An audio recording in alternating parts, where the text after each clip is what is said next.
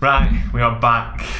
Another episode, and potentially the last episode of the season. More than likely the last episode of the season. A few guests on tonight. We've got Duncan and Chris. If you want to introduce yourselves. Go on, Chris, you go first. Oh, thanks. Yep, Chris Martin, one full name. You should know me, I've been on with you guys before. Back in the old days when it looked a bit more optimistic. We were just warned about a potential FA Cup replay. We didn't think we'd make playoffs. We're not in the playoffs. So, yeah. I wish I could be happy. And Duncan. Hi everyone, I'm Duncan Miller. Thanks for having us on, lads. It's good to see you again after you returned the favour on our Rovers Radio show. I'm also on the board of Rovers Trust, and that's me really, yeah. And just ready to, I've had some time now sort of to process everything, and I think ready to talk about the season that was. So Chris has obviously been on the show with us before in the King Edward pub. Was it after the Birmingham draw at home, before the replay? Which was before. Yeah, which was before, because I think I cursed him and said, no, you've got 3 days. I think I cursed him and I went, oh, we'll have to replay in 3 days, but it's still chopped because we'll win before then. So I'll say the blame. Okay, that's fun. Yeah, I mean, I'm sure there's plenty of other people we'd blame before you, Chris. But yeah, we won't get into that. That's what I'm hearing. Yeah, to just start pointing the finger. So we'll start with Millwall away. That's the most recent thing. We're not going to get into a full season update just yet. Lewis and Chris, you both went, I'm assuming. I know Lewis went, obviously. Yeah. How was it? How was the day for you? I go first. Sorry, go. Well, it was a good day out. I'll tell you that. We went down on the train from Preston. So we went in London Bridge, bore on a few drinks, and made our way to the game. Obviously, first off, it was I mean, it cost us really. I don't actually think we played too badly. We go behind early on, but a brilliant goal from Wharton. That was it all. But then, there's the errors in the build-up to the second and third goals. It was just stupid, really. It goes back to what we were harping about time and time again last week. Poor decision making. Costing us goals. In this case, it didn't cost us points at the end, but that's only thanks to how good we were in the second half and what they capitulated, really, didn't it? Yeah, it's almost like a story of our season, like absolute, not an awful first half, because like you said, we played well. It was just the stupid, silly mistakes, rubbish decisions. Carter could probably get rid of it before he concedes a throw-in. And then it's a long throw into the box that's allowed to bounce. I just think we spoke about it, the Coventry game, not going and heading the ball. Like for a long throw-in to come all the way into the box and then be volleyed in the back post. No one screams, no one shouts at anyone. Why is no one grabbing someone by the throat and saying, go and head that floating ball that's just travelled 40 yards? I don't understand it. I was thinking, how well have we done our own work? Because you must know that Millwall have got that in their arsenal, that long throw. And what happened after about 2 minutes? And you're just like, oh shit. They're going to come and stop with a long throw at some point here, and it didn't take very long. That's why, you're right. That's why I was so frustrated, because you could see it coming a mile off.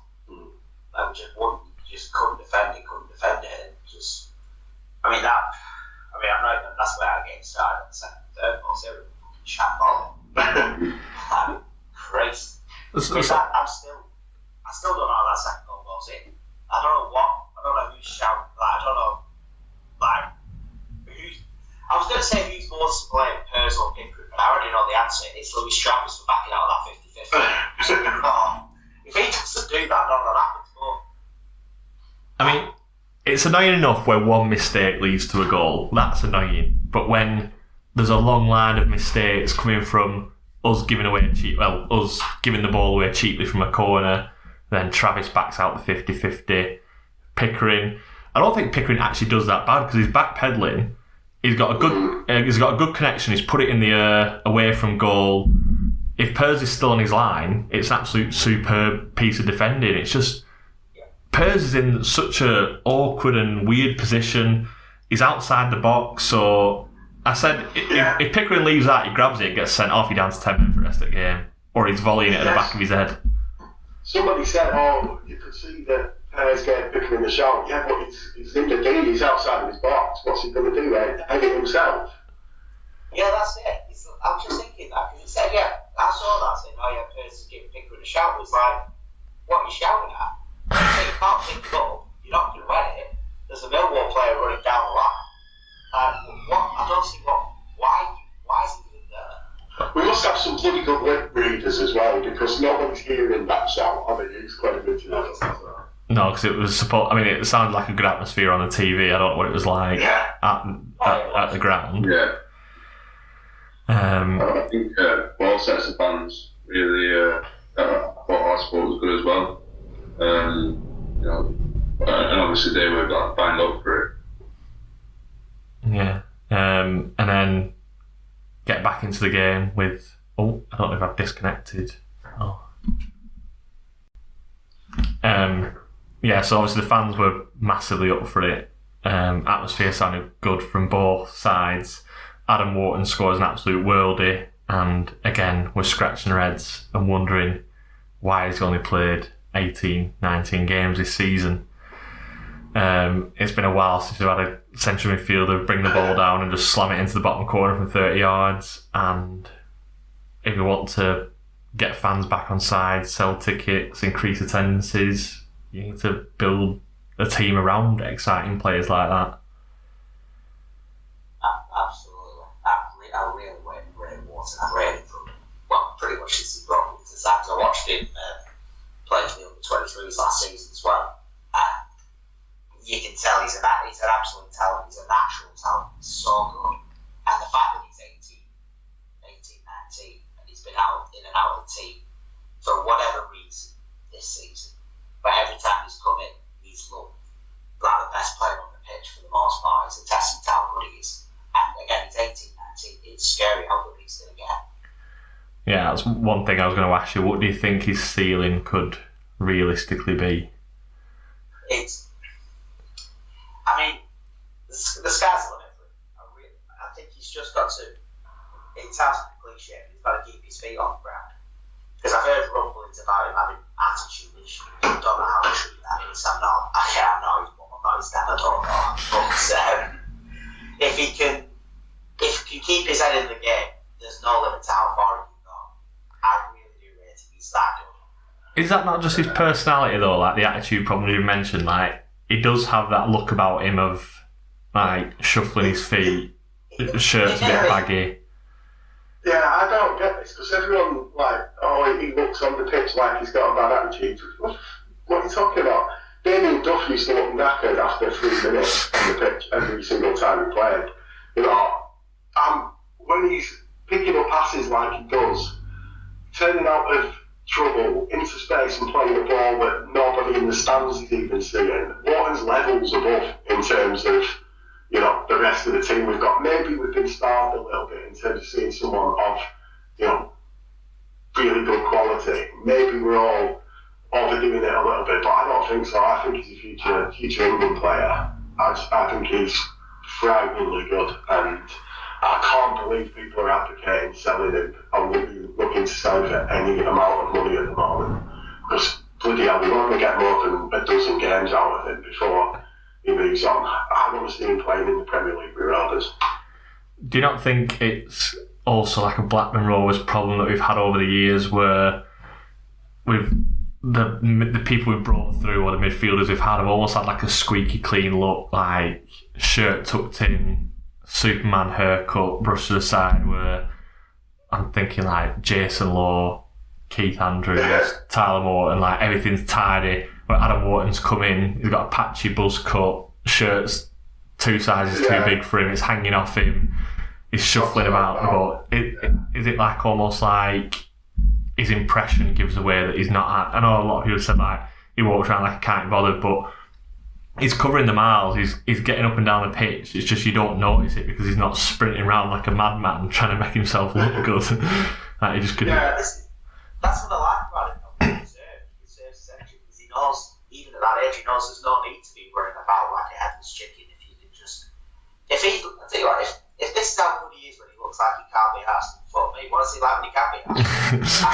He doesn't need to run around like it. That's not his role. We've got someone in there doing plenty of that, enough for the other 10 players on the pitch, running around like an headless chicken, grabbing people's shirts, throwing them on the floor, falling over and all the other crap that Travis does. Let's just appreciate, well, I'd say that one for, how was he not playing above Morton? You know, how did Morton get so many starts and Morton didn't? Because, tell you what, if you saw them two playing, who would you think was the future Liverpool player out of them two? You know, no comparison. Yeah. Well, I've asked that question on Twitter. Just after the Burnley game, I mentioned in passing how he's only played 16 games at that point. It's beyond me because he's that good. And there are a couple of people that mentioned he's been injured, which in fairness he has been injured.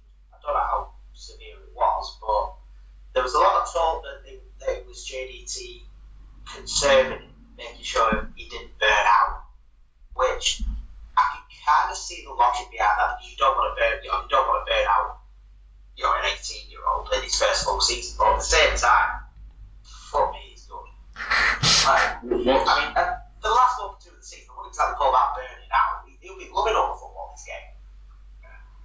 Yeah. Well, what's happened with Morton playing over Morton so much this season is something we need to remember in the summer, and we shouldn't be signing anyone else's youngsters to play over him in his position because, I said last week, he needs to be one of the first names on the team sheet next season. Yeah, absolutely. We spoke about this just before everyone came on. We said like, I wouldn't be. I'm not as mad about the Morton loan agreement because I want us to learn from it and say, right, well, the loan agreement where we met promises is not a good fit anymore. We've got promising youngsters. They have to be like way above, like going to give us promotion. So we looked at the other loan players for teams in around the top 6. Amad Diallo, his goal against Preston was his 15th of the season, 7th assist. Who was the other one that I mentioned? Middlesbrough, Cameron Archer, joined in January, only played 20 games, got 15 goals. They're the difference, mate, because it's not going to be a midfielder with 2 assists and has he scored? Did he score one? I think he might have done. Is he claiming the own goal against Norwich?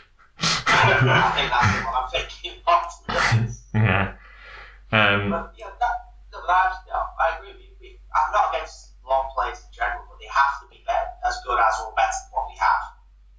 I've got this little phrase that I'm starting to. I want to trademark this one. We need players who are ready to come and apply their trade, not players who are coming to learn their trade. We don't need Mortons. We've got our own youngsters who are as good as, our academy's showing its worth in it all the time. If we're bringing in a Nordhead, somebody who's out of favour at the club, Nakamba Luton was the one who came to mind for me, a midfielder who's, not getting in the Premier League side, but plenty of experience. He's come in, done a really solid job for Luton and helped him over the line. And on paper, I suppose that's a bit like what Solver Thomas would have been. Maybe didn't pan out as we got after. I thought he started pretty brightly, maybe faded a bit. But, loaning players who are 25 is a lot better than loaning players who are 19. Yeah, definitely. So we'll get back to the Millwall game. Obviously, Thomason wasn't happy with the first half. Made double substitution at half time. Travis and Thomas coming off. I don't think there could be any complaints about either of the substitutes. They weren't affecting the game in a positive way, at least. Britton and who was the other substitute that came on? Dolan. Yeah. Britton and Dolan come on. Britton's involved straight away from the Diaz free kick that he tries his best to not put in the net. and then Joe Rankin-Costello taps in the rebound, and then obviously after that it's just the Ben Brereton Diaz show, isn't it? And after how frustrated we've been with him for the last 4 months, would we say, how frustrated we've been, it's just ironic that he's shown up to show how good he has been over the last 18 months in the final game of the season when it didn't really matter, unfortunately. You can see that coming a mile off, couldn't you?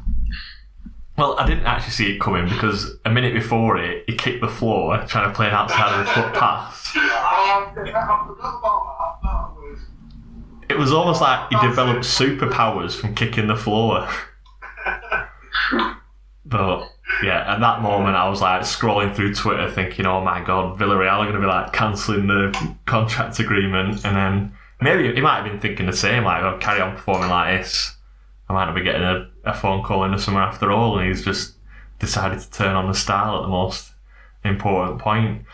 What was it like in the away end for you watching this unusual turnaround for Blackburn Rovers? It's because we've seen all season when we go behind, we don't win. I think it's just absolutely typical that the one time that we come back, and we put a really good comeback by the way from 3-1 down, it ultimately doesn't matter because it doesn't make a jar difference. But it's still whether you in the race for the playoffs, whether you're already relegated, whether you're already promoted, whatever the case, you always should want your team to win football matches. So based off that alone, it was a great comeback. I mean, we looked at Berry 3-1, but people around me was all relatively unforgivable. And for all the criticism you can give Thomas for maybe making substitutes too late, making the wrong substitutions, especially over the last month or so, I've noticed that. I think he got it right this time because he could at least see that we needed to change something. And I wasn't massive on Dolan second half performance, to be honest. I thought he did alright, don't get me wrong, but I think the man who made the difference the most coming on was probably Britain. Because it was just that emphasis down the right hand side. I think Britain's always made a difference when he's come off the bench, but sometimes it's been really negative. You know, we brought him on at times and given goals away almost directly because he's come on. I think bringing him on as an attacking option's worked really well. And was it Stoke as well, where we were three down and we ended up getting 2 back, and that was largely due to him. But then there's the occasions like, Leicester, Sheffield United in the Cup, was it Coventry and/or Preston, when he came on in those games, and we switched into the back five, but he hasn't shored up a defence ever, but he's always given us that attacking impetus, which I thought. Do you not think that's like an opposition mindset? So obviously we all know how good Joe Rankin-Costello has been this season. For me, he's my player of the season. I know Hayam will probably get the votes off majority, but for me, Costello's been, as well as Hayam's been solid all season, I'd say Joe Rankin-Costello's been an outstanding performer for the majority of the season. There's been a few off games, but when he's played well, he's been by far the best player on the pitch.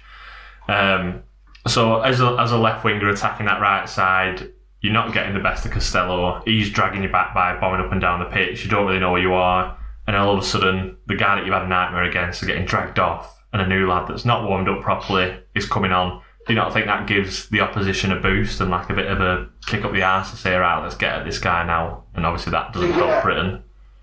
Yeah, I think quite possibly. I think to be honest, Britain they've never really seen him be settled at right back for any period of time this season. Apart from the first maybe 3 or 4 games, he's had spells at left back, he's had spells of injury, then he's been second fiddle quite rightly to Rankin-Costello. So I think overall I'm pretty disappointed with Britain. Nothing against him, just that it hasn't quite panned out like we thought it maybe would this season. He was supposed to come in, make that right back spot his own, it wasn't a problem. We've seen Travis at right back too many times this season, we've seen Carter at right back too many times this season, and I think now Rankin-Costello's obviously saying he's going to move into midfield. I like the sound of that, so hopefully next season's Britain's time to crack on. Going back to the away end, Lewis, I know at the point we were coming back into the game and we equalised, it was pretty certain that Sunderland were going to finish 6th instead of us or Millwall. Did you get a feeling of that people were urging Millwall to score and win and stop Sunderland getting 6th place? No. I think going into the game, I was kind of joking that because obviously Mowbray manages Sunderland,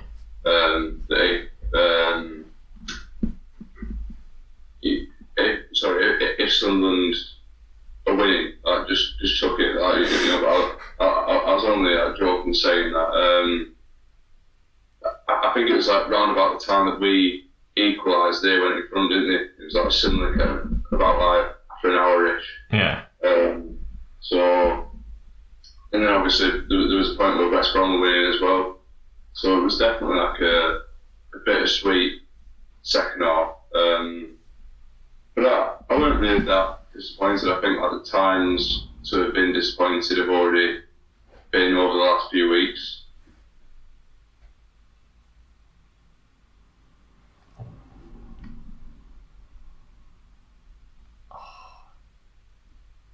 Yeah. I was just glad to see us come back and win. What's the feeling around the group? Are you happy that Sunderland have got into the top 6? Have you got a feeling of happiness for Mowbray? Are you a bit like, why couldn't you do that with us? I'm completely why couldn't you do that with us? But to be honest, I'm more annoyed that, I think like Lewis touched on there, it's the last few games have been a disappointment and you could kind of see it coming. I always say there's always a team that makes a late surge into the playoffs and you go into it with some momentum, and now, I hate to say it, but I can see them doing it. I can see some of them do it. My heart says I'd like Luton to go up. My head says I want Middlesbrough to go up. I think they're going to be probably the strongest side next season, and there's some big hitters coming down as well by the looks of it. So it's going to be a tough league next year, but we need to move on from Mowbray. I think he's caused us enough pain and misery without, worrying about him getting promoted. It's like still searching for your ex on Twitter. On social media. Yeah. I think we're saying the same thing. It's just like the Mowbray fans are loving this. Yeah. To be honest, I don't feel anything positive or negative towards him because he's not our manager anymore, and Sunderland aren't the team I particularly care about. Although that said, Duncan will test this as soon. I'm pretty sure about 5 minutes after the full-time whistle, I texted Duncan in the group chat saying, "Has anyone got any bleach?" Honestly, it doesn't particularly bother me. If he goes up with Sunderland, great, you've got up with Sunderland. If he doesn't, he doesn't. It really doesn't bother me. I mean, the only thing you could argue for that is even if he does manage to take Sunderland up, it's like, well, congratulations, you've got one of the best front lines in the Championship and taking them up. Like, that's I mean, the league, it's not very hard, but it should be. Yeah, I feel I'm the same as Chris. Really, I feel pretty indifferent about it. There's just one thing that kind of bugged me that I remembered. It was yesterday and the day before. I looked at that game they played against Watford where they equalised in the last minute, and that points. Yeah. But I mean, over us, it's things like that. But that's nothing to do with Mowbray managing Sunderland. That would just be the case with any club that beats us to it like that. Yeah, they score a worldie outside the box in the 95th minute, and we hit the crossbar outside the box in the 92nd minute in the same weekend. And I mean, at the end of the day, there's literally 100 moments in the equal point. Moments, just one. Yeah. At the end of the day, after 46 games, you finish where you're supposed to finish. There's no conspiracy theory to it. It is a fair thing, but there's plenty of moments where we're unlucky. Plenty of decisions we'll look back on that feel like ages ago. The Barnes handball. I even go back as far as Ashley Phillips getting fouled in the box at Reading at 0-0. That's one that I always look back to. Do you know what, though? Just on that Barnes handball, if we'd got that, we'd have missed that anyway. Oh yeah, definitely, 100%. 100%. Right, so moving on from Millwall, disappointing end to the season, good win, but disappointing. So let's talk about the season as a whole. So I'm going to go through everyone's best and worst, and we'll go Duncan, Lewis, then Chris, then me, and we'll start off with player of the season. I think you touched on my one before, to be honest. So I'm going Rankin Costello all day long. He's been... The turnaround is almost Brereton-esque, from 0 to hero. But in a quicker space of time, he's supposed to be out the door in January, weren't he? And then he's become this absolute... I don't even want to say right back. He just covers every blade of grass, does everything. I think, like I said, Higham, it'd be for a shout, but I think his form's dropped off a cliff since probably the Cup quarter-final. In this bad spell, Higham been quite instrumental in our bad form, I think. Yeah. That's not to take anything away from him. Great signing, he's been really good for us, but his form has suffered. I think, like you said, Rankin Costello has been really consistent since he's got in the team. Really pleased for him, and that's something really positive to take away from this season of ultimate disappointment is his resurgence and the fact we've got a hell of a player there. Be interesting to see where he plays next season, and I hope he carries on doing what he's doing because we've got a good in there. Yeah, definitely. Do you want to give your worst? You don't have to. Well, I'm going to... Can I just figure off a bit? I'll go rather than worst. My most disappointing is Britain for the reasons that I mentioned before. Don't think we've seen enough of him. It's a bit like kicking a puppy, isn't it? Saying going to St. Marla. So the worst player, Clinton Ball was an easy target. Like kicking a puppy, he was rubbish in the few games that he did play. Preston and Burnley give me absolute nightmares. Again, when we look at moments in the season, picking him in that Burnley game didn't help. I'm going to leave the Liverpool warning to someone else, I'm sure, because his name's going to come up. But I'm in agreement with what you're going to say, I'm sure. But I think I'm going to say Britain is my most disappointing player. Not necessarily the worst. He's got plenty of good points, but hopefully he'll have a better season with us this year, because I think it was a bit of a letdown on Britain's part this season for numerous reasons. Lewis, best and worst? I'm going to go Rankin Costello again. I know he's only really featured, properly, consistently since the World Cup, but I suppose in that sense you could call him that player of the second half of the season. But the level to which he's performed, both defensively and going forward as well, and what he's contributed to the team, I think he's took everyone by surprise probably. I think he's been brilliant. Worst? If you have a worst? I won't call it the worst solely because of the effort he puts in, but I suppose a player that I expected more from this season would be Gallagher in terms of his actual return. He's only scored 8 goals in the league, hasn't he? And we were excited when Thomason came in, because obviously being a centre forward and a world class centre forward, that he would improve him and make him a better striker, and it's just not had that effect, has it? No. So, yeah. I mean, 8 goals, and one of them was Darrell Lenihan's, so 7 goals in the season. Not disappointing player, I suppose. Yeah. That was a bit harsh, the word. Yeah, that's how I feel about this season. Yeah. Chris, best and worst player this season? I was thinking about this when I was putting thoughts in for player of the season, because my initial thought was going to be high just for the fact that he's played all season and been consistent all season. But it's going to have to be Rankin Costello. And for the exact same reasons you guys have mentioned, I know he's only played since the World Cup, but he's been our best player since the World Cup. And like Duncan said, high forms have gone off a cliff since the Sheffield United game. But Rankin Costello's just been consistently good for the last 4 or 5 months. It's got to be him. Although I will give a shout out to Sam Smollett. I think he's been really good in the second half of the season. But it's got to be JLC. It can't worst? Again, I won't say worst, but I know Wallace a lot for it, but I can't really give it to him just based off the West Ham performance alone. He was a bench in that game, so it's gonna have to go to. It sounds like the last George Harrison. So I just remembered him. I completely forgot he existed. That was the worst. Yeah. Some of us have got PTSD for his performance. It just didn't work out. He's just that miss at Cardiff, that penalty miss just summed up his entire time here. It's nice to see him do well with Ipswich and all his goals will go up, but it also just hammers on the point that he's a League One striker. He wasn't ready for the Championship. It's a shame, but I mean, on the plus side, the fact that he didn't do well and went home and went back to Leicester in January means that we didn't spend, $5 million on every possible agreement. I'll just keep mine short and sweet. Best.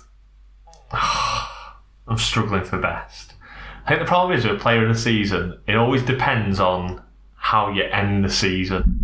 If Hyam would have stayed in decent form to the end of the season, he's an easy standout player of the season, but because he's dropped off, whereas you almost forget about the early months in the season where Smodic wasn't in the team, JRC wasn't in the team, and then he finished the season strong, so they almost go up higher in your estimation. So it is harsh, but on Hyam, but I'm going to go JRC for best. Worst, I mean, you could pick any of the loan players. God, I'll do it. I mean, I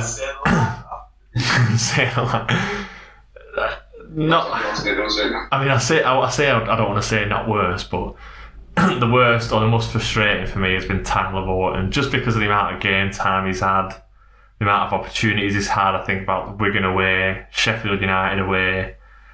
They are key moments in our season where you will look back in 10, 15 years time and you won't think about the near misses or the games we performed badly. You'll look at the flashpoints, and that incident before Doyle puts it in from 20 yards to win the FA Cup quarter-final will be a flashpoint that we'll remember unfortunately we'll remember it for the rest of our lives probably, because that's as close as we've been for so long, and as close as we're going to get for God knows how long, we just don't know. So yeah, Tyler Morton for me. A lot of people are viewing at me, but that's my opinion. To be fair, that Sheffield United, they'll have to give for that. No. Just here's an interesting one. I think our most consistent performer this season, in that every game he's played has been good, is Adam Wharton. He's maybe had one off game. Yeah. He just hasn't played enough, and he didn't play the season with a few more appearances, I think. If we were picking on consistency, for me, it'd have to be Pickering.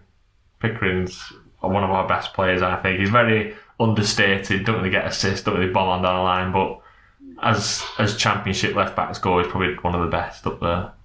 I was surprised that Pickering didn't win Unsung Hero. I think because he won goal of the season, I kind of decided to give it to Carter to spread the awards out a bit more, but in terms of consistency, he's been solid in pretty much every game that he's played. It's because I thought he had a little icky spell about October time, but came through that and been. I think the second half of the season, particularly, it's hard to remember back before that World Cup break in a lot of ways, but the second half is absolutely solid.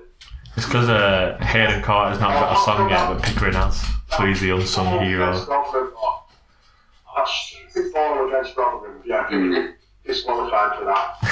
Disqualified.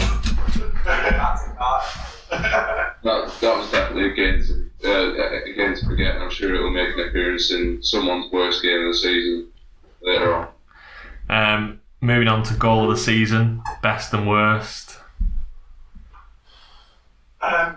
Two contenders really on the last day, weren't there? I thought both Wharton's and Burton's first were absolute crackers. I like that sort of scorpion kick effort that Hyam did.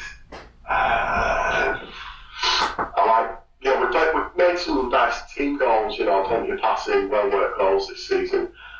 I don't want to give it to one of them because it pisses me off when we overdo it. Pass. So I'm not going to praise that too much. But the way that first time, go have a award on that. I want to give them an award for something. The fact is them getting us back into that game against Millwall, which, should have been a game for the ages, really, if the season had ended a little bit different. But, cracking goal, cracking play with a big future. I'll go with that one. EFL Gold, Blackburn Millwall. We played every day on Sky Sports, R10. Do you have a worst goal of the season? That fucking Burnley goal that they scored at England. That's the worst goal in a long time that I've seen. I know it'd probably be the Rovers goal, but that one's getting it. Yeah. Because as soon as he came on the pitch, you're like, just do him, just don't let him trap in the sheet. And he did, and he scored, and I don't want to think about it anymore, so I'm sure. Lewis, best and worst goal of the season? Now, Pickering against Sheffield United was obviously a brilliant team goal. You're not going to see a move that good very often, but I don't want to pick it just because it was like the actual club goal of the season. So I've got two. In terms of the strike, I think Galley at Borough. And in terms of the feeling and what it meant. Oh my god. Yeah, you could take a pick out of them Leicester goals, really, couldn't you? Dolan's was cracking as well. Yeah. Smodich's little bundle over 2 or 3 players before putting it in was very nice as well. I think I've got that for my away day, best away day with Leicester away. The feeling when we went 2-0 up and the full-time whistle, just unbelievable. Chris, best and worst goal of the season? Yes. Honestly, my first thought was Pickering against Sheffield United because that was a lovely goal, but I'm like you, Lewis, I don't want to give it to the one that Butter and give it to. So I've got 2 as well, but both from the same player. Diaz and Sunderland, they're home to Sunderland. That was a lovely little goal. And for how good it was, and again, what it meant, Diaz at West Ham. Yeah. To be fair, that also started off West Ham match, chucking points at us, so maybe I should have done that. I'll go Diaz against them. Very, very good choices. Have you got a worst goal of the season? Yeah, I was going to say worst. Yeah, I'm going to have to go with John Burnley, But because I want to get over about that, I'll have to believe it or not. The Dom High roll goal at Preston. Yeah. That fucking hurt. Yeah. I can imagine. So. Or the Coventry keeper. Oh yeah, that's a horrible goal to concede. I'm just it's not a handball. Even if it wasn't a handball, just concedes the keeper in 9 minutes, fuck off. Yeah. We're going to develop a rivalry with Coventry City because of Ben Wilson handball in the net. It's like England-Argentina with Maradona's handball. It was such a shit handball as well, that's what's annoying. It was like a waste level handball. If you'd have proper punched it at head height in the net, I'd have a bit more respect. If you'd have done a Smodic against Preston. That's that one, isn't it? I'll tell you what, just on that, the spot it's called at Preston, every man in his Duncan team clearly punched it into the net, but the last next bit, they can't move it out, there's no VAR in the championship. Fucking punched it in there. Ref right behind me. Ref watching it on iPad. That's that mentality, isn't it? There's no VAR in the championship. No, there's a fucking linesman looking right at it, so that'll do it. My goals of the season, best, I've gone. It's one of 2: Smodic's against QPR or Gallagher's against QPR. The pass from Travis to Smodic, unbelievable, and then the turn from JRC and the square to Gallagher, again, unbelievable. They're my 2 best. I know they're not more or less tap-ins, but I think as an overall goal, probably up there with one of the best. Worst, I've gone Gallagher against Borough. The little him and Lenihan hugging and practicing what they used to do in training for all them years, and the ball just falls into the bottom corner, and then he has the cheek to like celebrate it like he scored a worldie. That's probably our worst goal that we've scored this season.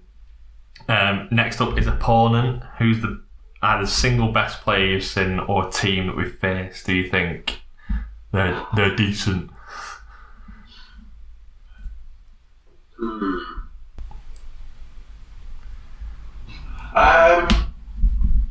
I'm trying to not stay the enemy for this one, so I'll steer clear of that. Sheffield United were less impressive every time we played them than I thought maybe they would be. Best opponent player. Having said that, what's the table with player names? What's the big lad called Sheffield United, the midfielder? Sanderberg. Yes, yeah. He's just an absolute unit. I think that's why he's so good, because people have to run round him to try and get the ball off him. You know, I don't know if he's that good, but yeah, I think he's an effective player. But is it McAtee? He got McAtee. Oh, McAtee. Yeah. I can't say that. I don't watch football, so I only read the names. But yeah, he was good for Sheffield United. I think overall, and at the centre back, he nearly got as well. Whose name I'm sure nobody can pronounce properly. Yeah, that one. So Sheffield United probably have got some standout good players. Weren't necessarily the best team we came up against. Them three were players that stood out. Maybe it's because we played them in that big exciting game as well that made me think that. Worst player we've come up against. Been anyone? It's that absolute prick, Ashley Barnes. He's not a good footballer in any way, shape or form. We made him look good by being soft in that first game against him. The second game that he won, he showed what he was all about. He thinks he's hard, he's not. He's just got a bit of ranking Costello. He's just a knuckle-dragging potato with legs. He can't really play football. He pushes people around and has got a crap scoring record in the best team in the league. He's played about 30 games, scored less than Gallagher, and Rovers fans who are advocating trying to sign him. In fact, God, he's gone to Norwich, must be a fan of inbreeding. He's gone from one place where it's almost essential where it's allowed. Just fucking, I hate him, and he's crap. Anyone advocating this? Why don't you tell us how you really feel, Duncan? Yeah, so, he's a bad footballer, though. He's not a good footballer. No.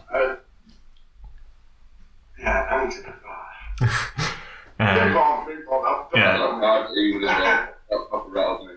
Yeah, Lewis, opponent. We'll quickly rush through these and we'll get through like the season as a whole and club matters. So, worst opponent, Blackpool, offered very little in both games. Two very comfortable 1-0 wins. Best, I thought maybe Borough. I thought they were pretty good when we played them at Ewood. Yeah. I know people say that Buckley sending off changed the game, but they've been transformed into Carrick, and I think they deserve to finish where they are. Yeah. Chris, best and worst opponent? Best opponent, yeah, I think I agree with Lewis on both counts, to be honest. Borough looked alright when we played them. Blackpool didn't. That's about fair. Worst opponent, I think I'm going to have to echo Duncan, Ashley Barnes. That's the annoying thing about him. He's a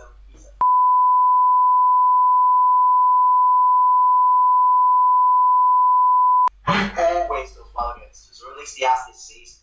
Yeah. If that's the frustrating thing, it's like, you're not good. You're not good, just stop scoring against us. Yeah, Chris, I'll spend a lot of time beeping the majority of that out.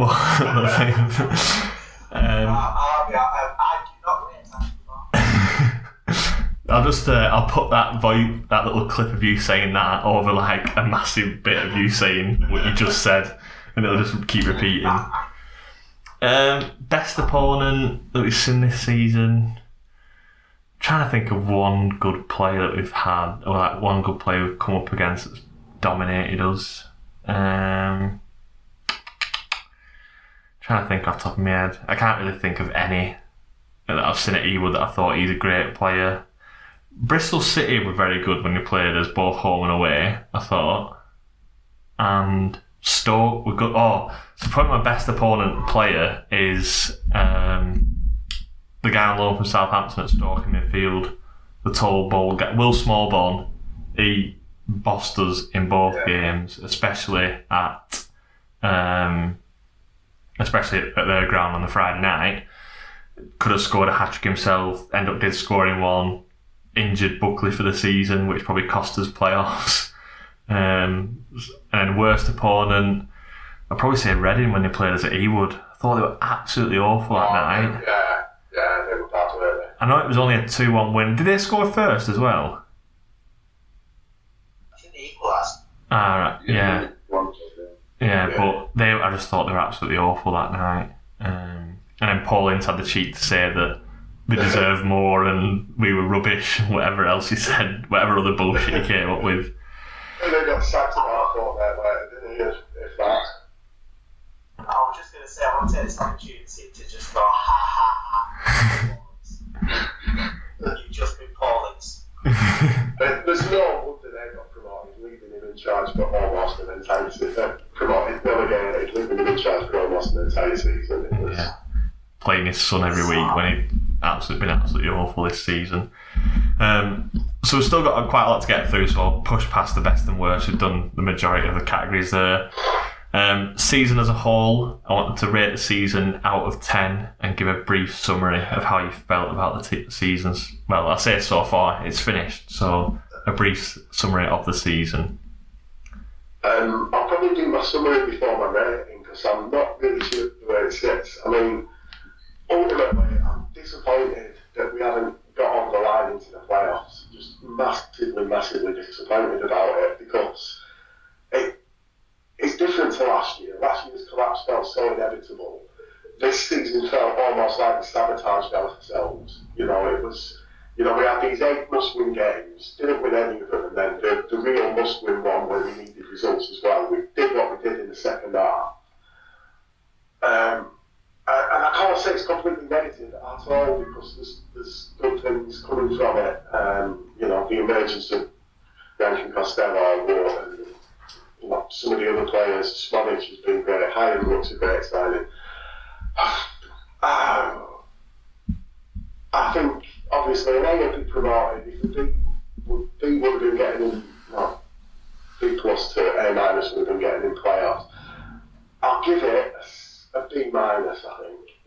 And that's probably me being quite positive compared to where I was a couple of days ago. I've been on a C plus a couple of days ago, but I've got a B minus, so that's like, I don't know, 6 out of 10 or something like that. Fair enough. Lewis? Yeah, I've gone for a 7. I think the highs were probably higher than we've experienced for a long time, but some of the lows have been pretty brutal. Some crushing disappointments, to be honest. Obviously Sheffield United.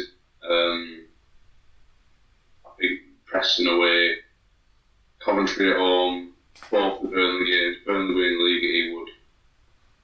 There's been some very tough results to take. I think at the start of the season we were talking about top off and a good cup run to constitute as a good season, and we've had we finished 7th and we've had 2 good cup runs.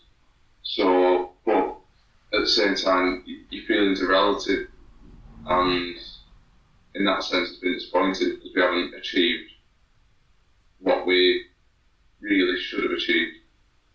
But like Duncan was saying there, the young players that come through, and I feel like how we've developed as a team, that's what we've got to focus on now as we go forward. Good point.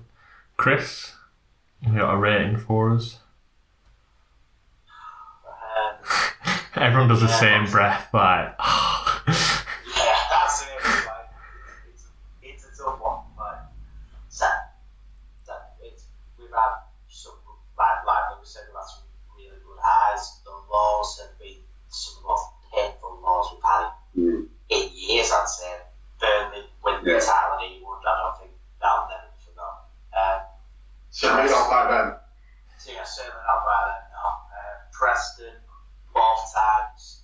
I mean, we've had a couple of good cup runs, which is more than we've had for a while. But again, the Sheffield United cup run has completely derailed us. We've had 8 must-win games, didn't win any of them. I don't think it's a case of. I do think we've missed the number 9. I think we've had a number 9 for the last few games of the season. It's hard to say we've really been lots of players now, because it's not just down to being the number 9. I think we need the mentality for it, which didn't have it. But we've seen a few good young players come through. They've had that experience now. That'll serve them well. They've had a few minutes under the belts, a few games under the belts, and yeah, I'll give it a 7. But I say that with optimism that if we back Thompson properly in the summer and we keep the nucleus of those young players in the side, that we can actually outgoal it next time. Yeah, I think that's probably the most positive view we're going to get tonight anyway. My rating, I mean, I was close to giving it a 9 out of 10 on like honest reflection, like nothing else looked at, just like the season as a whole. When we did the season preview episode, I said all I want is a good cup run and something to play for on the final game of the season. Well, if they're your expectations, the season's a 10 out of 10, because for the first time in years we've had something realistic to play for in the end of the season. And not only do we have one good cup run, we had 2 good cup runs, giving us probably 2 of the best away days we've had for years. I know the Sheffield United game was disappointing in the last minute, but as an actual occasion, going to Bramall Lane with 6,000 fans, like the memories, like especially the Leicester game, like going 2-0 up there and the full-time whistle there, no one's going to look back and think, oh well, we've missed out on the playoffs on goal difference. No, you're going to think about the moment when Smodic puts us 2-0 up at Leicester and you can't feel your feet because there's 7,000 people led on top of you and like, you're just going, like, you can't breathe. They're the moments you live for as a football fan. You don't live for the moments when you look at the table and see yourself in the playoffs on goal difference. So yeah, I was close to giving it a 9. I'll probably give it an 8 just because the local derby results weren't as good as I expected. So I know we did a double over Blackpool. The results against Wigan are disappointing, especially seeing where Wigan have finished this season. Preston results are disappointing, and then obviously the Burnley results are disappointing. Looking at them individual games, yeah, they are disappointing, but they've also finished the season with 100 points, so it was always going to be a difficult ask to take points off them. I just think the manner of how we lost at Turf Moor, if we'd have put in the same performance that we did at Ewood and got beat 1-0 at Turf Moor, I wouldn't be halfway anywhere near as fuming about that result. The performance and the attitude from the players and the fans at Ewood that night, even though it was such a horrible occasion for us as a club, still fills you with pride and is what you want from. You couldn't really have asked from anyone anymore, to be honest. So I'm going to give it an 8 out of 10 and hope that we can improve for next season. Which brings us on to club matters. Now, I know this has been a massive talking point on the podcast. We're going to talk about season tickets because it came out the other day that the club have sold around 7,000 is what the words that they use. Which means less than 7,000. So I give them the benefit of doubt and said it would be 6,900, which means 2,500 people that bought a season ticket or a half season ticket last year have not renewed at the cheaper prices, or the super saver prices, as a club like to call them. Is this not a massive wake-up call for the club? And what are they going to do about it? It should be a massive wake-up call, but it won't be a massive wake-up call, because we've discussed before, the amount of people in the stadium doesn't seem to matter as long as the financial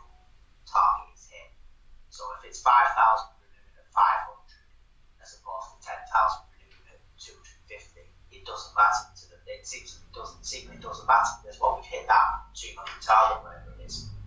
We should be looking at the season we've just had. Yeah, it's disappointing we missed out on the playoffs in the way that we have, but for the reasons that just because we can look at next season with a little bit of optimism, you need to play on that. I think what we've done in terms of the Super Saver is we've used the fact that we could still be in the playoffs obviously as a selling point, and nobody seems to have thought ahead of why we don't make the playoffs. The day after we've not made the playoffs, we charged £50 more. It was quicker than that. It was within half an hour of the full-time whistle, apparently. Oh, I didn't even know that. I thought it was the day after. Well, that's even worse. And you think, I know it still wouldn't be brilliant, but you could have at least extended the Super Saver period to the end of the month. So you can still have alright, well, if you still want to, you can still say, we'll give you a couple extra weeks to still say. It's not a massive save, don't get me wrong, but it doesn't look as, callous is a strong word, but it doesn't look as bad as, season's over, right, if you're not renewing, well, you're back to pay £50 extra for it, why didn't you do it before? It just doesn't make sense. Because we've said it before, Blackburn is an impoverished town in the middle of a cost of living crisis, as is the rest of the country. And I get that bills have gone up absolutely everywhere, and I don't doubt bills have gone up in the club as well, but you don't have to take it out on the fans. It just doesn't make sense.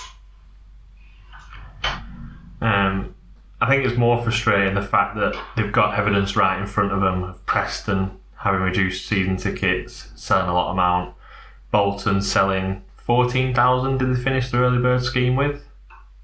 Yeah, I think it was 14. So they've got it in front of them. They've got the evidence in front of them. So we've sold 7,000 at 379. Bolton have sold 14,000 at 219. It doesn't take Carol Vorderman to work out that not only have they made more money than us, but they're going to have double the amount of fans inside the Reebok. I don't know if it's called the Reebok anymore, but it will always be the Reebok to us. Inside the Reebok next season, So I messaged the marketing manager at Rovers the other day, asked him if we could sit down, have a chat, record it for the podcast. He said he'd have to approve it with his CEO, let me know what happens. And obviously that chat will be just like this, quick chat, asking all the load questions. But I feel like if I booked an hour to speak to him, would I need 50 minutes to grab him by the shoulders and just shake him until he understands and wakes up and realises what is going on to this club?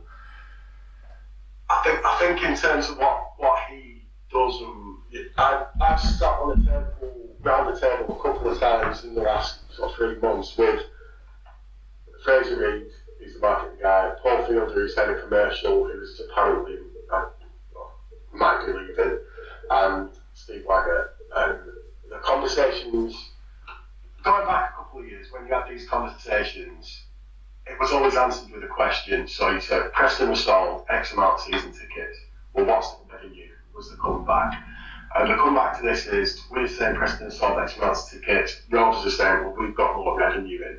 There is an absolute fear that they won't hit this revenue target. They are frightened that they won't hit the revenue target. So what I've been trying to do in these last couple of meetings about it is to try and prove to them that there is the appetite there amongst our fan base to come back, but they are being priced out, but there isn't enough flexibility with the offer, etc., etc.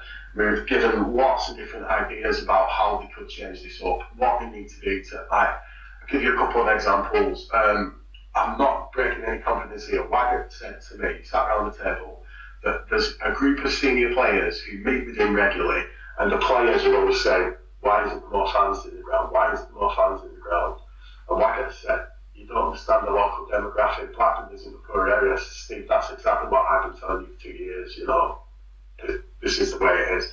And apparently Dom Hyam wants to run out and see, in front of him as he comes out of the tunnel, a wall of fans in the Riverside, facing them as they come out of the tunnel. And one thing that I've been really pushing is those uncovered first 6 rows on the riverside should be the equivalent to like a terrace, charge £150 for a season ticket indoors. The uncovered seats, you pay less for uncovered seats in any other round in the country. You're mostly looking down the leagues to these uncovered seats, but they're uncovered, sell them cheap to get people in. They come back in, so why do people move and sit further back? Why do you give a shit? The ground's 1/3 full. Just let them sit wherever, just get people in. Another thing that I'm always banging on about, last season, we had a window of about 6 weeks to buy a season ticket from the time they went on sale to the point they went off sale.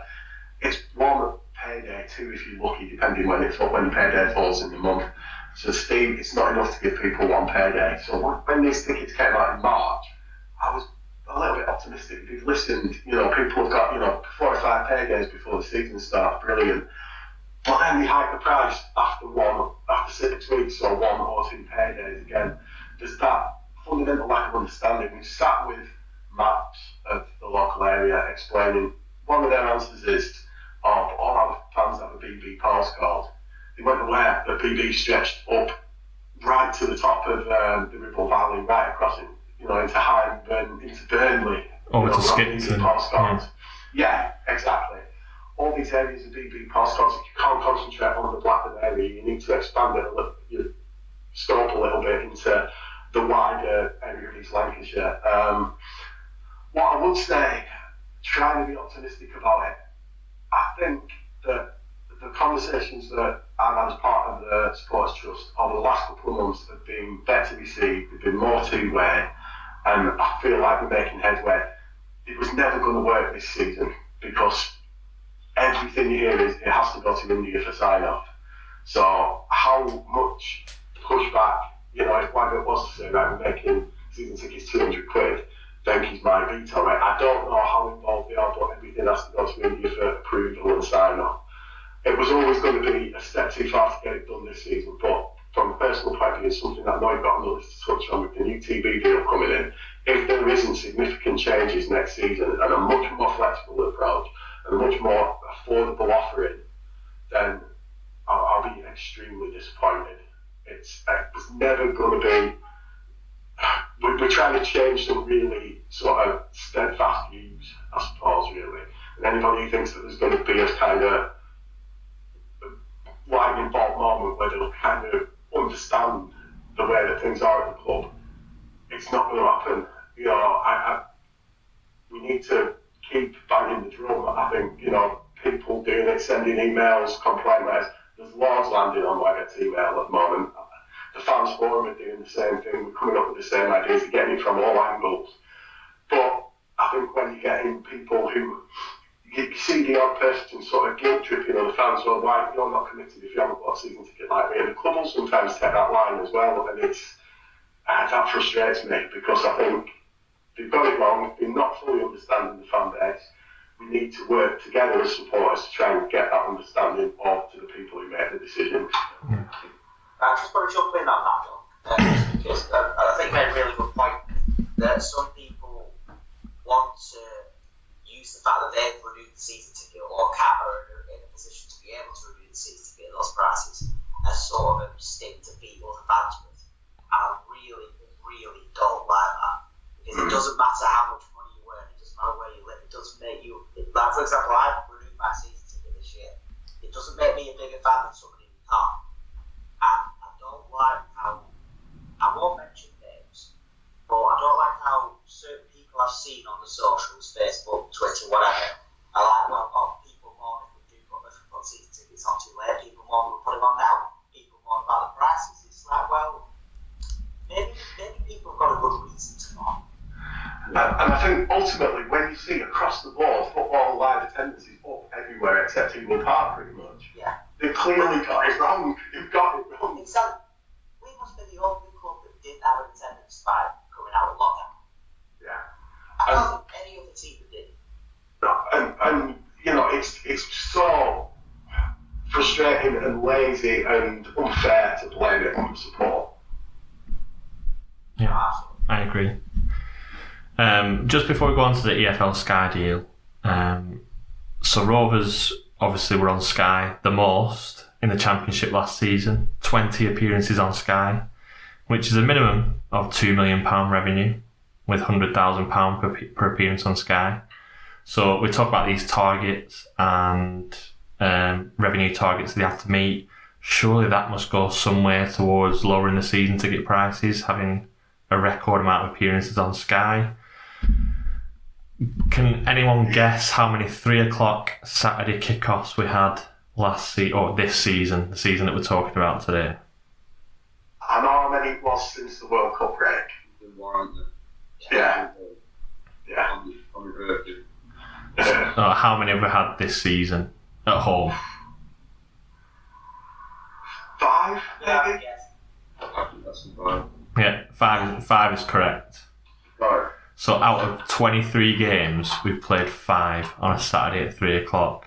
And I know we've had the World Cup break, so we've had to play more midweek games. That's fair enough, understandable. But if you're buying a season ticket based on the fact that you can only attend weekend games, I mean, you're struggling massively. Like, people say, like, yeah, but the season ticket's only £16 a game. You can't go midweek, it's all of a sudden £40 a game, and then if you can only go Saturday games, all of a sudden it's £85 a game. Where do we draw the line? Yeah. I don't understand why we don't have a Saturday season. Why we still not have that. Well, the idea that I've really been pushing is basically a pay-as-you-go season ticket. So you pay a membership fee, call it 50 quid. You get all your benefits of being a season ticket holder, and then whatever games you want to go to, say if it works out, my season ticket £19 a game, you can buy your match ticket for £19, or 24 if it's in the Jack Walker or whatever. You pay a pro-rata amount per game, because there are lots of people who want to be season ticket holders, but they're looking at it, if you're missing, I think somebody worked it out on BRFCS, you have to go to 19 games to make it make sense value-wise. Yeah. So, it falls out, you can miss a couple if you're ill, and, things crop up. You might have a wedding or a party or a christening or something to go to one day, you're missing one. It's very easy to miss 4 games, and suddenly your season ticket becomes, rather than a money-saving device, an unnecessary expense. Yeah. And just moving on to the EFL Sky deal that's recently been signed, 5 matches will be shown from the Sky Bet Championship next year, every weekend. So nearly half the matches will be shown. We've also got like Friday night slots, we've got Saturday dinner, Saturday tea time, Saturday evening slots now, Sunday afternoon slots, Monday night slots. How many weekends do you think, especially after the season we've had, where we had 20 finishing 7th? Again, we've got a lot more bigger teams, well, not bigger teams, that's the wrong way of using, but potentially like Leeds, Notts Forest, Everton potentially coming down, Sheffield Wednesday maybe coming up, Plymouth will be on Sky quite a lot, Ipswich will be on Sky again quite a lot. You're going to be playing one of them every 2 or 3 weeks. How often are we not going to be on Sky next season? That surely must be putting people off buying a season ticket. I'm pretty sure the new Sky deal is coming into effect. I don't think it's next season, I think it's the season after it comes into effect. But even then, 5. I'm going to make a bit of a bold prediction here.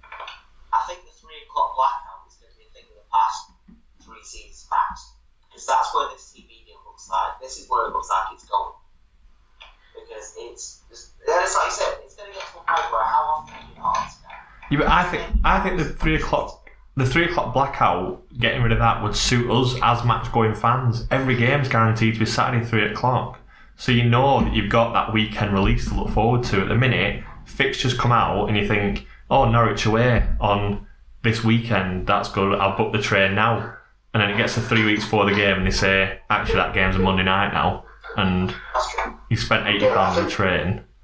The thing is that if we do make 3 o'clock, if we get rid of the blackout, it'll just mean that one of those TV games is 3 o'clock and still have your 5 o'clock, your Friday night and Sunday lunchtime and everything else. It'll just be one of those games is 3 o'clock, so you just lose one of the other slots effectively. But I think one of the key things about that 3 o'clock blackout is to protect the rest of the pyramid. It's if you've got somebody who goes watching, I don't know, Fylde or King's Lynn, if you've got games on at 3 o'clock on a Saturday, it's to stop that, it's to ensure that teams lower down the pyramid. And again, it's, you know.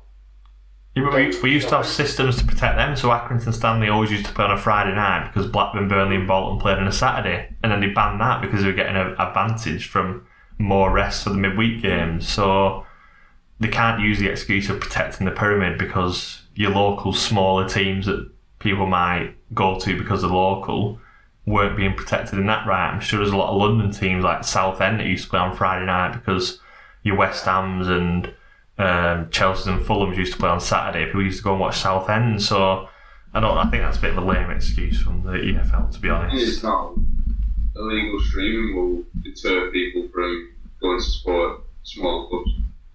Yeah, it does. Completely does. Yeah, and that's. There is one thing about this deal, and that's that the games that will be televised will be announced before the start of the season, and that announcement will run up to FA Cup third round weekend. So it's not like, they're not doing it in blocks anymore. It's like half a season announced in one go, so fans get more notice. That is one good thing about it. Yeah. I think one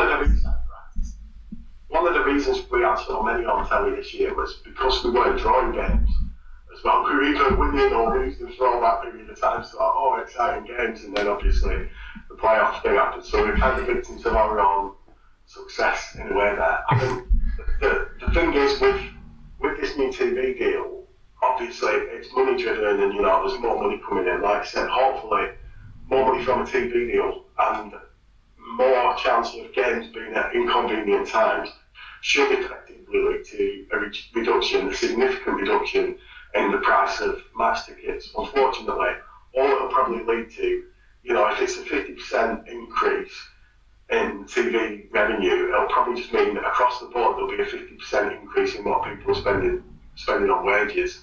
It'll just go on top of wages like everything always does. Yeah. You look at it now, there's more money in football than there's ever been, but it's more expensive for people to go and watch than it's ever been. The fans, all this TV money is still more expensive than it ever should be. Yeah, it's ridiculous. Right, we've been on for quite a while. Do you want to do the quiz? Is everyone okay to do the quiz? Yeah? Yeah, for quiz. Everyone happy? Right, so it is a career path quiz. I'm going to explain it to you once I get the shared screen up. So I will give you 6 badges, I think, depending on how many clubs you've played for, obviously, but 3 being the most. I lost you now. Can everyone see me? Yeah, I can see. Yeah. I don't know if this will work on the recording. I'll just have to wait and see. Will it work? Oh, buzzing, it's still working. So can everyone see the second screen? I can see a white screen. Yeah, it's a white screen. Yeah, that's fine. So the first badge. So it's anyone can shout out, but once you've shouted out, you're out of that round. Does that make sense? You have to wait for the next badge to guess again. Yeah. So the first badge for the first guy is Blackburn Rovers. These have all either played for or managed Blackburn Rovers. Okay? First badge, Blackburn Rovers. Anyone want to take any guesses? Second badge is Sporting Club Barry. No one else having it. I think I know it, but we'll. Got Give us one more. Sportiva Cosmos. Change my mind. We've got Pescara Calcio. Anyone got any ideas, any guesses yet? I'm probably wrong, but Bruno Maggio. Nope. You are frozen out if anyone else wants to take another guess. No, I'll go with Zura. Fiorentina.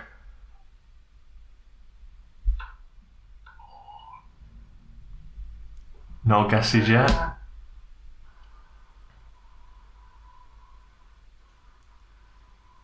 Anyone want the last one? Is it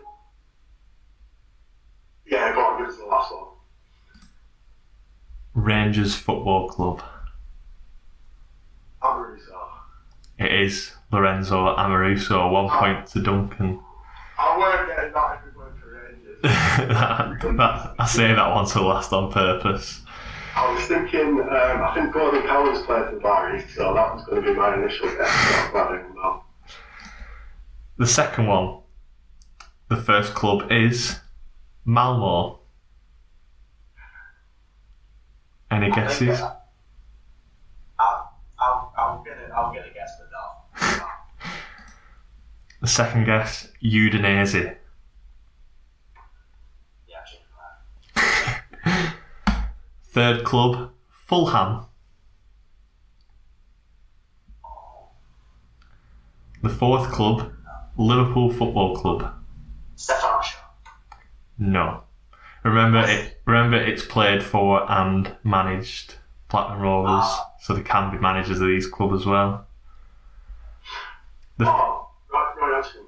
Oh, yeah. Roy Hodgson is correct. Inter Milan, and the last clue would have been England to definitely seal the deal for you. 2 to Duncan. The rest you need to pull your fingers out. So, number 3, first club, Dundee United. Going out of the Channel Group. Incorrect. Clyde Bank. I know who it is now. Yeah, it is. You can guess now another badge has come up. David Willie. No. Oh, Preston North End. Billy McKinley. Billy McKinley. 3 to Duncan. You two need to pull your Yeah, thing. Sorry, they're all right here, mate. Are you searching these clubs when I'm saying them? If the pre-20s are in with a challenge. Right, okay. Number 4.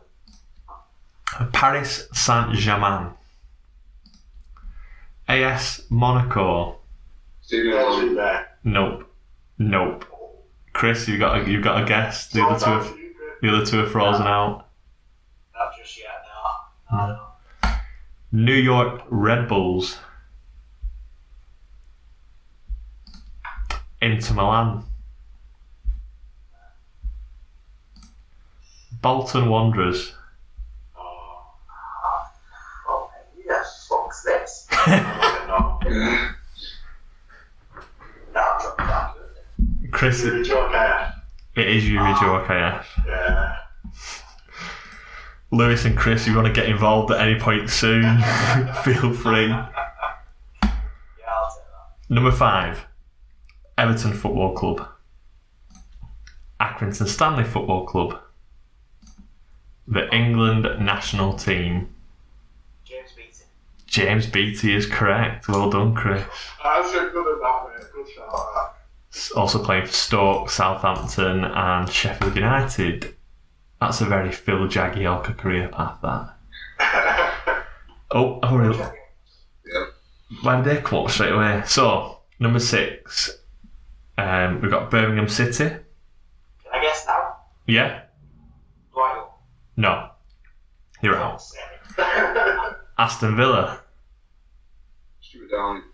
Nope. Norwich City. Celtic Football Club. And Chelsea Football Club. Oh, it's got to be Sutton. Yeah. Chris Sutton is correct. I forgot about Birmingham there, to be honest. That threw me a little bit. Yeah. Well, he played for Birmingham straight after Celtic, and then That was pretty good, Martin O'Neill took him to Aston Villa after that. Yeah, he did play the same. I think he was good in every position he played. I think he could have played it net as well. Question 7. What are we on? 5 to Duncan, 1 to Chris. No one else. Player number 7. Kerala Blasters. Manchester United. Nope. Blackburn Rovers. Obviously. Sunderland FC or AFC. The England national team.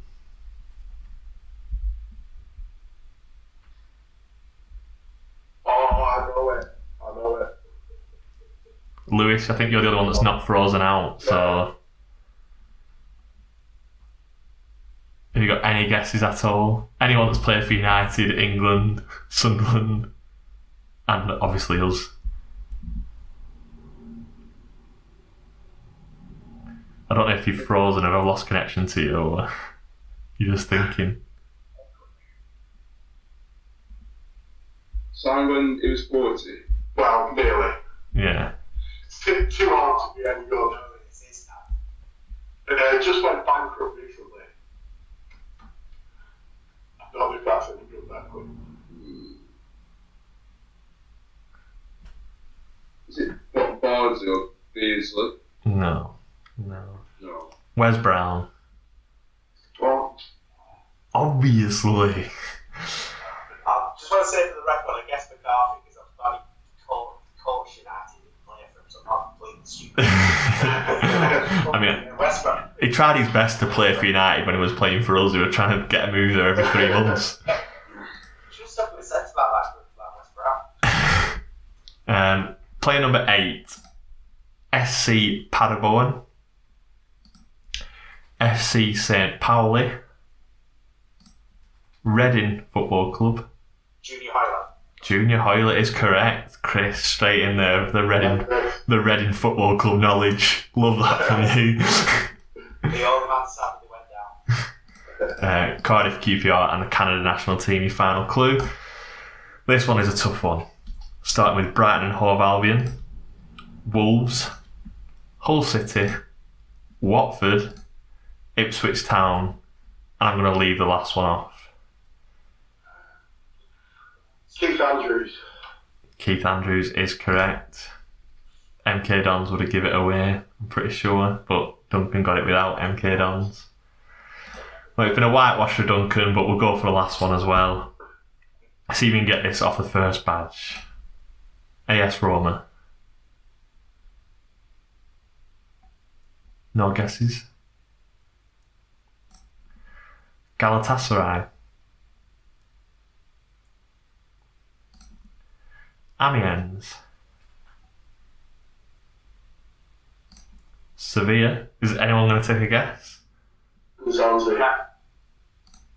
Stephen Nzonzi is correct. So, well done, Duncan. You absolutely blew these two out of the water. So you just did me a favour by going for my era, really. The right era. Yeah, right era. Yeah, that's Right. right.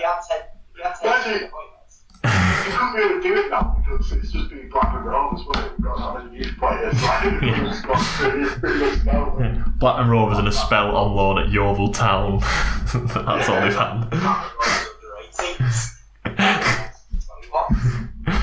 I could do like the different badges, like a little bud badge for the academy and stuff. Leicester, Blackburn Rovers, Ipswich, Georgia. So yeah. It's an age thing that because I used to read books sort of pre-internet, what I just had like playing with all the previous clubs, so it's still like I don't know how to get into that habit, I suppose. 442 annuals and magazines annuals and stuff. Right, good stuff. That is the end of the season review and the end of season 1 of Kidder Street Noise. So we'll be back probably discussing the pre-season friendlies in June time, probably. Pardon? Hopefully we get some good friendlies. Yeah, fingers crossed. Please have Bill Bauer away. Yeah. Both of us playing in Blue and White Albs. Yeah, got to be something like that. Well, we've pushed it, trying to build on these historic links with other clubs. Yeah, we'll look into it, just like they did with the Parents and Chile thing, that was... I don't know if I got much into. It could get friendly with Villarreal and then a friendly with Bilbao and have like a little Spanish tour. I've got you that Barrow away. Just on the way. Barrow and Morecambe, big tour. Yeah, thank you to everyone who watched, listened this season. Thank you to all the guests that have agreed to come on, including Duncan and Chris today. Hope everyone has a good summer. Chill out with the transfer rumours. It's not happened until they're holding the shirt in front of the Jack Walker statue. Just relax. you don't need to panic about it. Taking a picture means nothing for Rovers. Well, yeah, not anymore, yeah. New precedent's been set. Again, enjoy the summer. Fingers crossed for next season, and we'll see you all then. Thank you very much.